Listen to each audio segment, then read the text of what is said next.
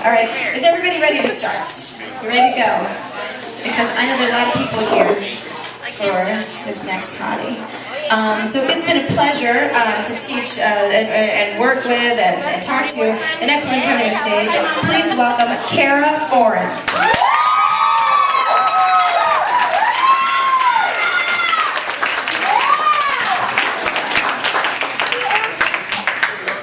So by the time I was 16, my mom was pretty much done parenting me. And that's because when you grow up in a factory town in Ohio, turning 16 and getting your driver's license is the same kind of rite of passage as you East Coast people would experience when you graduate from college. Like you're grown. And that summer I was 16, I could taste what grown was gonna feel like. I was a little bit adrift, as I think a lot of 16-year-old kids are. I was sort of growing apart from my friends. All of a sudden I felt like we weren't really headed in the same direction.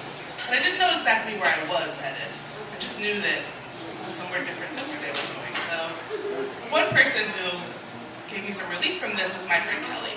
Kelly and I worked together at the health club up the street. And she was sort of my model for grown-up glamour. Kelly had everything I thought you needed to have a successful adult life. She had a tongue ring.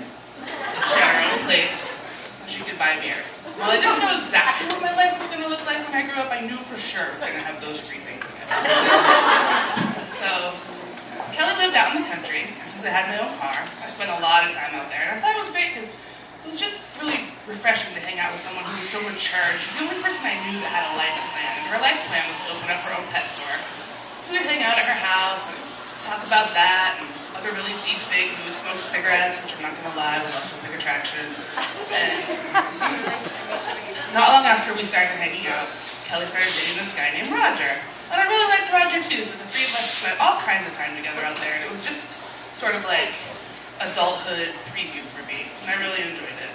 And one good thing about Roger for a 16-year-old girl, besides that he was a kind man and a funny man, is that he had this very tragic backstory, which I'd forget about, and then it would come up every once in a while. And that was that shortly before he started dating Kelly, his fiancée had been killed in a car accident, which was very sad. And it was part of the reason why they got so close so fast, and after they hadn't been dating for very long at all, they got engaged. And this was exciting for me too, and Kelly asked me to be in the wedding, which, believe it or not, was not the only wedding I was in high school. So they got married, and for their wedding present, Kelly's mom bought them this really nice double-wide trailer and put it on some land way out in the middle of nowhere. And she started collecting animals for her eventual pet store. So I'd go out there, I spent lots of weekend time there, and we would she had a wallaby and these giant snakes and rats to feed the snakes. And so there was this whole sort of wild kingdom thing happening there.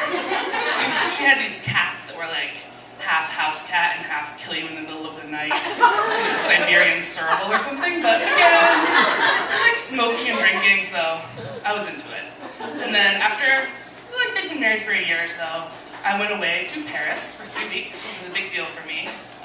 It was, first of all, I was the first person in my family to have a passport. It was far and away the furthest from home I'd ever been. I was gone for a long time, 3 weeks. And I had sold cookies for 10 years to be able to go for it. All my babysitting money went to buying my own candy bars to pay for this trip, so it was a big deal. And when I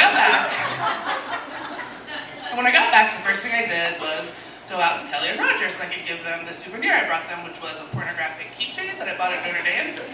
And they weren't as excited about it as you might have thought they would be. And so it was just kind of this really weird vibe. Roger went to bed really early, and Kelly sort of came back out to the living room, and she was like, "There's something I have to tell you." And I was like, "Yeah, what's up? It seems weird here." And she was like, "Oh, so I started having this funny feeling that there was something strange about the story about Roger's dead fiancée. And I asked him some questions, and I wasn't really happy with the answers, so I took the day off work last week, and I went to the town where the accident happened, and I looked through the microfiche, it was 1992, and I couldn't find any mention of her, and I asked around, it's a small town, and nobody knew anyone by that name, and there was nothing in the local newspaper, no obituary, nothing, and so I came home, and I was like, "Roger, what's up? What's up with this?" And he totally broke down and confessed that this whole dead fiancé story was a lie. He was never engaged No dead fiance, no tragic backstory. It was something he had concocted to get out of not showing up for work one day when he was drunk and didn't and slept through it. And Kelly's boyfriend, before Roger, was his boss. So he couldn't, when he met Kelly and she started comforting him through his grief with her vagina, he could never fess up, and then one thing leads to another, and you're getting married in the middle of nowhere in Ohio, right? And so I was like, oh my God, I can't believe this is awful. And as I'm comforting her, we're girls, so I'm holding her hands, and I'm so sorry, how are you? You must be so sad, anything you need? And in my head, I'm oh my God, I'm the worst judge of character in history. Because I'm in a trailer in the middle of nowhere with murderous jungle cats and a sociopath whose life is just falling apart and who knows how to use firearms because this is Ohio. So I had some thinking to do about that, and literally in the next thought I was oh my God, I've got to get the fuck out of this town. What am I doing here?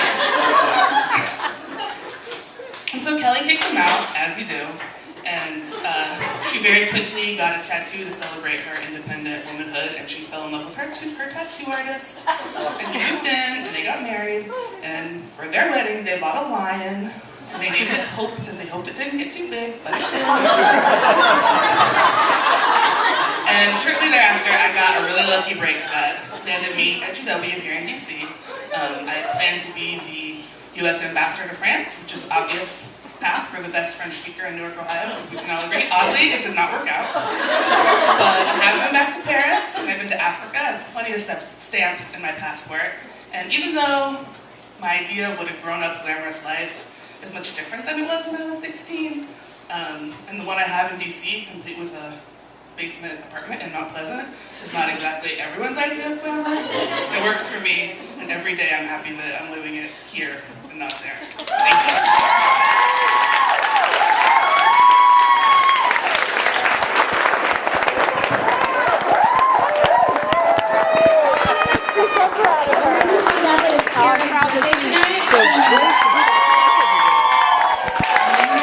She used to try to stay home from school when she had to give oral reports because she was so afraid to get up and speak in front of her class. Opening up. It looks like there are a couple of seats up here. And there are